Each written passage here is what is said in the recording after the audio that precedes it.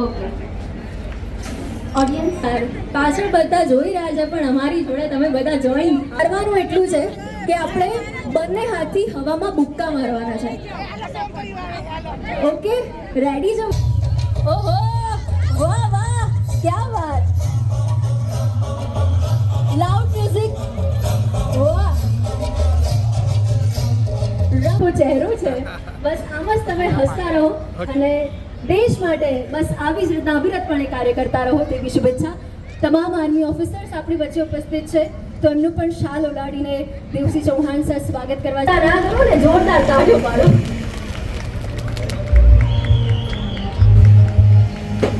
અને દોસ્તો આપ સૌને ખબર છે આજે 14 ફેબ્રુઆરી કે જેને આપણે બ્લેક ડે કહીએ છીએ.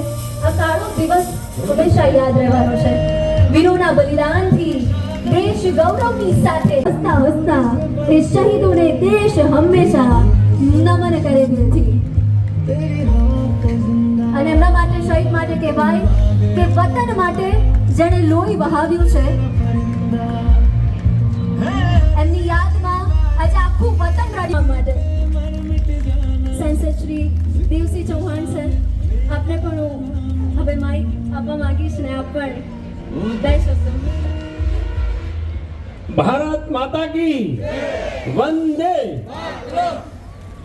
આજના આ 14મી ફેબ્રુઆરીના દિવસને સમગ્ર ભારત વર્ષની જનતા આ શહીદીને ક્યારેય ભૂલી નહીં શકે કે દેશ માટે આપણા વીર જવાનોએ પુલવામામાં જે શહીદી વહોરી અને આપણે સૌ એના સાક્ષી પણ રહ્યા કે એનો બદલો પણ દેશના યશસ્વી પ્રધાનમંત્રી નરેન્દ્રભાઈ મોદી સાહેબે સરહદ પાર જઈને લીધો હતો.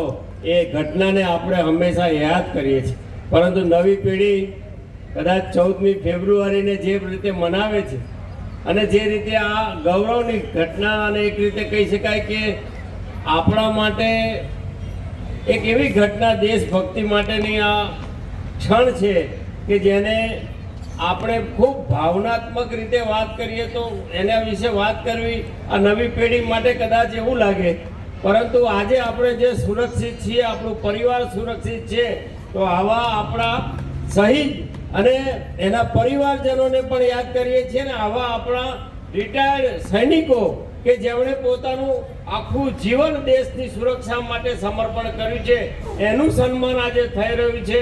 હું પોતે પણ ભાગ્યશાળી સમજુ છું કે આવા આપણા જેમને પોતાનું જીવન યુવાની દેશ માટે આપી છે એવા આપણા નિવૃત્ત સૈનિકોને અને સૈનિક પરિવારજનોને આજની ક્ષણે ખૂબ ગૌરવ સાથે એમને નમન કરીએ છીએ.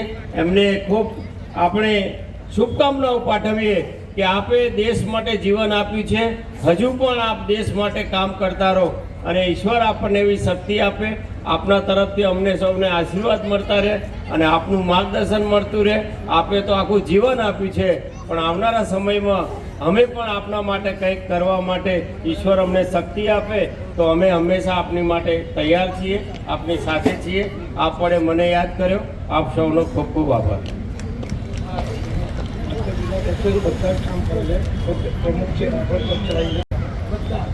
આ જે વડીલો છે એ બધા એક નિવૃત્ત ફૌજી જવાનો માટે એસોસિએશન ચલાવે છે અને મધ્ય ગુજરાતના સૌ એસોસિએશનના હોદ્દેદારો છે. રાઇફલ ક્લબ પણ ચલાવે છે. એટલે નવી પેઢીને રાઇફલ શૂટિંગ શીખવું હોય તો આ વડીલો એમનો સમય શક્તિ આપવા માટે તૈયાર છે. એટલે નવી પેઢી પણ રાઇફલ શીખવા માટે આ રાઇફલ ક્લબમાં જાય એવો એમનો આગ્રહ છે. હું પણ કદાચ સમય મળે રાઇફલ ક્લબમાં જરૂર આવીશ અને આપણા બધાની સાથે રહી અને આપે જે કૌશલ્યથી દેશની સેવા કરી છે એ કૌશલ્યને શીખવા માટે પ્રયત્ન કરીશ. આપ સૌનો ખૂબ ખૂબ આભાર. અને આપ પણ અમારી વચ્ચે ઉપસ્થિત રહ્યા, અમારા માટે ભાગ્યશાળી મોમેન્ટ છે. અને આપે જણાવ્યું એ જ પ્રમાણે રાઇફલની આપણે તમે કાર્યક્રમ ગોઠવજો. આપણે આવી જ રીતના બધા ભેગા થઈશું કે નહીં? હા કે ના? ઓકે, તો એ કાર્યક્રમમાં ઉપસ્થિત રહી. પણ એ પહેલા સર પણ અહીંયા ઉપસ્થિત છે. સર, તમારી કોઈ મેમરી અમારી સાથે? જય મહારાજ. આજે આપણે એકત્રિત થયા છે એક તો વેલેન્ટાઇન ડે છે, બીજો બ્લેક ડે. 14 ફેબ્રુઆરી 2019માં આપણા 40 સૈનિકો શહીદ થઈ ગયા. એટલા માટે આજે બ્લેક ડે ઉજવાય છે. અમને અહીં આમંત્રણ મળ્યું, અમે પધાર્યા છે. બીજું, અમારું મધ્ય ગુજરાત એક્સર્વિસમેન એસોસિએશન જે નિવૃત્ત સૈનિકોને સહાય કરે છે, અને અમારા એસોસિએશનમાં લગભગ આપણે ખેડા જિલ્લો હતો, ત્યાર પછી આણંદ જિલ્લો થયો, હવે મહીસાગર જિલ્લો થયો. અમારા 750 સભ્યો અમારા અંડરમાં છીએ, અને એમનો પેન્શન વગેરેનું કોઈ કામકાજ હોય તો અમે કરીએ છીએ. પ્લસ મસર રાઇફલ ટ્રેનિંગ, એટલે જે બાળકો 14 વર્ષથી ઉપર છે, 60 વર્ષ સુધી કે એના ઉપર જે લોકો ટ્રેનિંગ માટે ઈચ્છુક હોય તો અમે ટ્રેનિંગ અમને આપીએ છીએ. અત્યારે બીજું અમારે વિવેકાનંદ સ્કૂલ છે, એમાં ઇન્ડોર શૂટિંગ ચાલે છે. એમાં હમણાં 4 છોકરીઓ ઇન્ટરનેશનલમાં જઈ આવી છે, એક જર્મનમાં પણ જઈ આવી છે. એમાં મારે કહેવું પડે કે ભાઈ અમારા ભાઈએ ટ્રેનિંગ લીધે છે.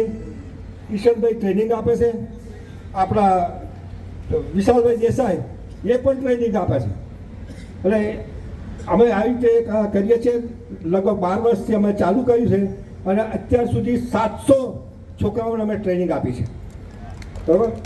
આમાં ઘણા ઓફિસર સાહેબો પણ આવી ગયા, ક્લાસ 2, ક્લાસ 1, કે અત્યારે એમને જો જોઈએ રાઇફલ જોઈએ કે રિવોલ્વર જોઈએ તો ટ્રેનિંગ લેવી પડે છે. એટલે આ એક આપણને સેન્ટર મળ્યું છે, ફક્ત વડોદરા, અમદાવાદ ને નડિયાદ. આપણે ભાગ્યશાળી છે. અત્યારે અમદાવાદમાં જો ટ્રેનિંગ લેવી હોય તો ત્યાં લાઈન લાગે છે, પણ આપણે વર્ષમાં 3 વખત આપણે ટ્રેનિંગ આપીએ છીએ.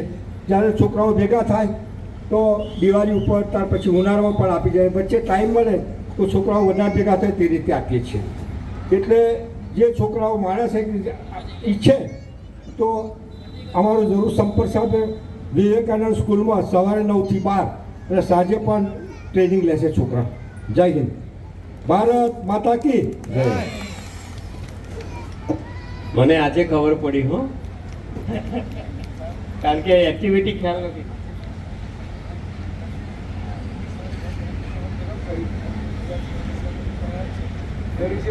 ના, એ તો સમજી ગયો, પણ અમે કંઈ જાણતા ન હોય એટલે અમે કેવી રીતે.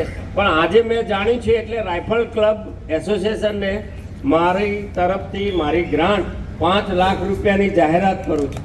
તમને જે પણ સંલગ્ન સગવડ જોઈએ એ સગવડ એમાંથી ઊભી કરજો, અને સરસ ક્લબ ચલાવજો, અને અનુકૂળતા હશે તો હું પણ એનો સભ્ય બનીશ.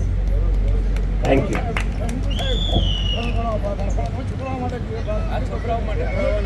તો આપે જે દાન અર્પણ કર્યું છે તે બદલ આપનો ખૂબ ખૂબ આભાર. તો એકવાર આપણે સૌ એમને જોરદાર તાળીઓના ગડગડાટથી સાથે એમનું સન્માન કરીએ. ઓકે.